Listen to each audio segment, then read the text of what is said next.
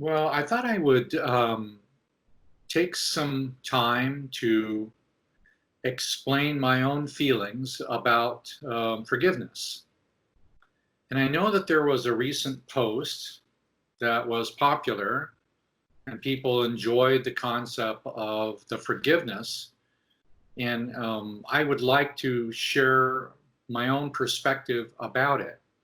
The post was about the principle of forgiveness, and the title of it was There is No Justice. Well, first of all, I don't agree with the title at all. There is always justice. We may not understand it, we may not be immediately aware of it, but eventually there is always justice. That's how the divine law works.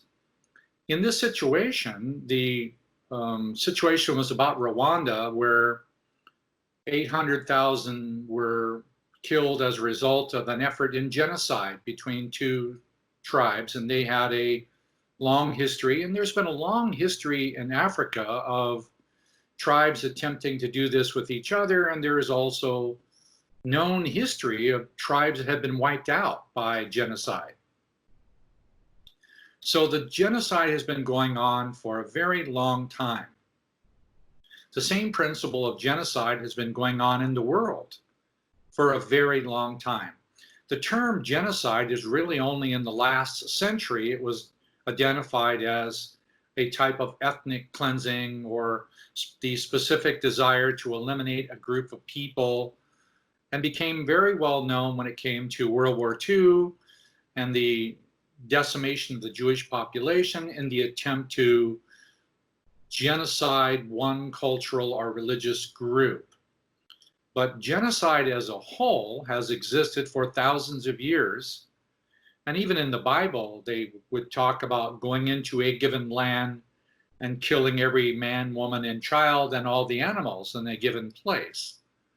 So the principle of this has been going on for a long time. I do say it's admirable and important and very, very important to experience this woman who was attacked with a machete and then tied up and thrown in the river. She survived and made the choice to forgive her attacker.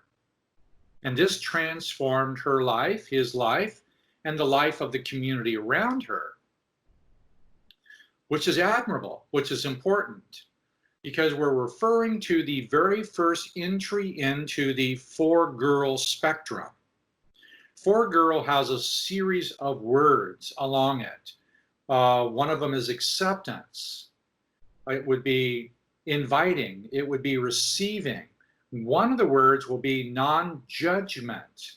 Later on, the very, very last word that I'm aware of, well, there are two out there. One would be, the very end of it would be grace, grace of the heart, and then a forgiveness of the heart. But in this situation, it cannot be seen that the woman herself was a victim. Sometimes we think of her as the victim of being attacked, and she's going to forgive somebody who is her attacker, which already encompasses a lack of responsibility about how the law of attraction brought this event to this woman, her community, and to this area of Africa. What brought it there was the law of compensation. The law of compensation brought this to her because somewhere in her own morphology and her family, her generations, her culture, her country, and even in the world, there's already been the pattern of genocide before held inside of her, and she would have been involved in some activities or feelings or opinions that now brought this attacker to her to operate under the law of compensation. This does not legitimize the attacker. The attacker made the choice to do this. Now, the act of forgiveness would already have to include an act of judgment. So first, you can't judge somebody as being your attacker and then say, I'm going to forgive them, without first having a clear sense of responsibility about what there is in yourself that brought the experience of being attacked.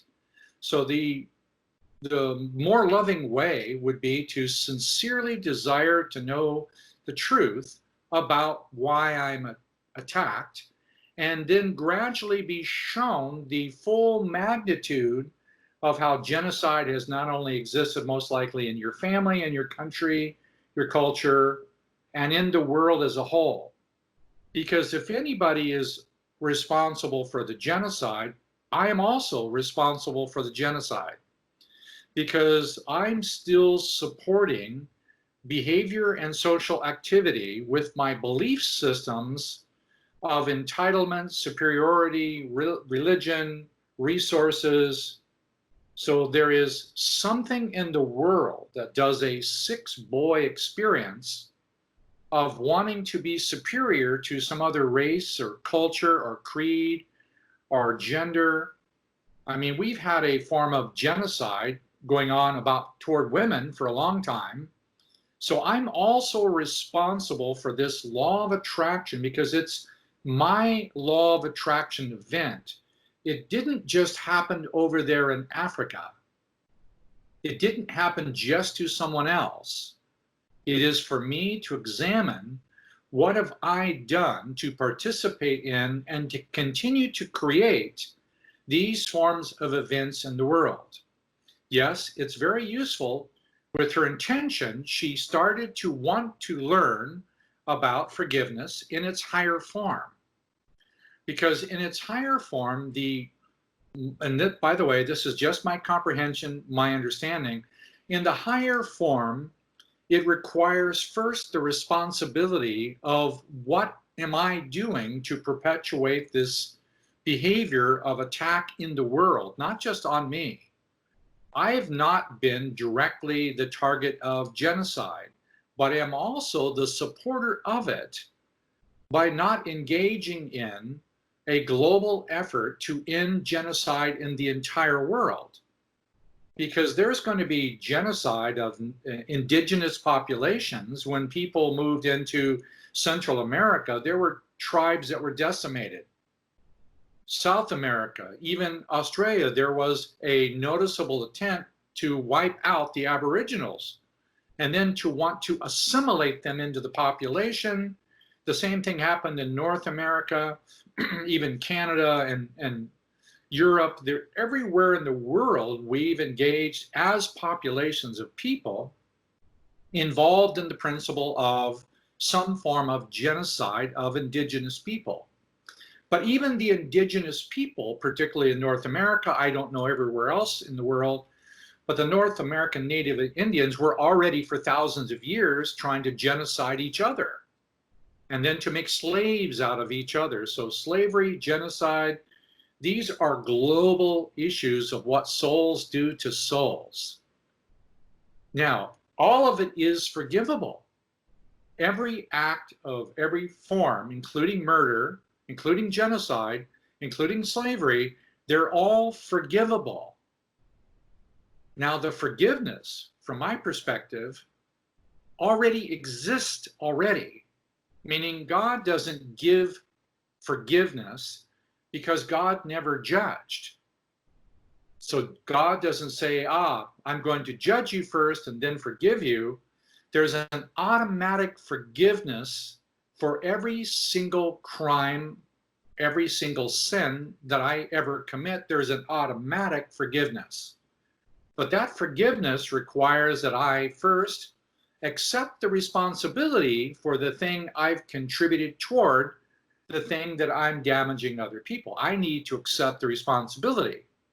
That actualized responsibility in its highest form would be to receive a divine love capable of restoring all of the harm I've ever done, no matter where it is in the cosmos.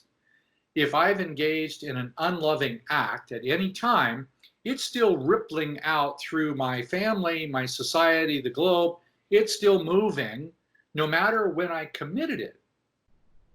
The only real sin would be the refusal to find out the reason why. Why did I actually commit this act of violence? Doesn't matter whether it's emotional or physical or a spiritual form of violence. Why did I actually choose to make this unloving act? If I'm really sincerely willing to accept the full responsibility, then that is a repentance that now allows me to engage the forgiveness of all those things within my own sphere to forgive someone else. So it's repentance, forgiveness. The attempt to be able to forgive is an admirable way to begin the process of learning for girl. But for girl is linked to the sixth girl. And I can learn how to be responsible and not kill people, situations, animals, feelings. There's many different things that we kill rather than just people. We kill desire. We kill hope. We kill many other forms of very beautiful feelings of artistry and wonder and beautiful. So how do I accept the responsibility for all that I've ever done and the reason why I did it? Then it's possible for me to be able to receive the divine love in the act of my using it through my social personal world. That may now restore the perfection that existed before my act or my sin. So now wherever it is in the universe, it can be corrected on a divine level, and that's the only way it can be corrected. It cannot be corrected by me. I have to have a divine level of help in order to correct the damage I've done to the greater cosmos, not only of the earth, but how my own unloving behavior continues to resonate long after I pass. So that needs divine help to be able to correct it back to its original pristine state. So I felt it was the important and responsible thing to do, because in some ways I'm responsible for what comes on the Facebook postings, and I'm responsible for the content of what's being expressed. And if I allowed this to just pass, even though it's quite popular, there are many people sharing this video and saying how wonderful it is, and it has merit and it has benefit to be learned. But there's also errors in the whole process of being a victim first and then judging and believing that forgiveness is going to work, when in reality, in that form, it does not work. So it was my sense of transparency and authenticity to at least speak up, even if I wasn't personally comfortable in doing so, which I'm not completely comfortable in doing it.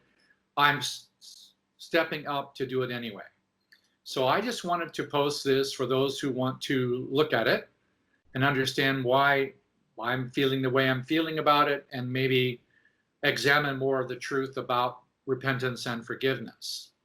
So thank you for your patience and your willingness to continue to post things.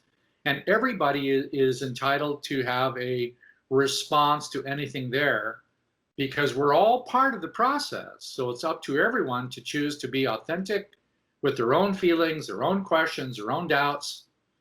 There are no mistakes. There's only the opportunity to continue to learn. So once again, thank you. Talk to you soon.